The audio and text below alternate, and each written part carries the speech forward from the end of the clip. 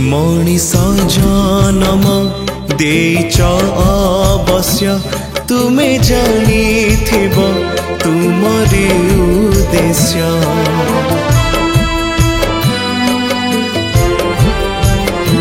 मनीष जन्म देइछ अवश्य तुमे जानिथिब तुमरी उद्देश्य। जेबे मु खोजिछि होइछ अदृश्य तथापि पालुछि तुमरी आदेश।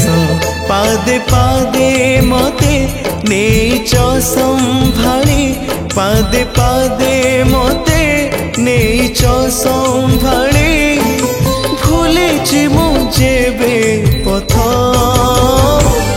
तुमे असीम तुमे अनंत तुमे अव्यक्त हे जगन्नाथ।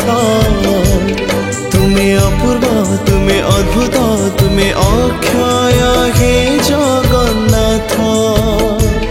तुमे असीम तुमे अनंत तुमे अव्यक्त हे जगन्नाथ। तुमे अपूर्व तुमे अद्भुत तुमे अक्षय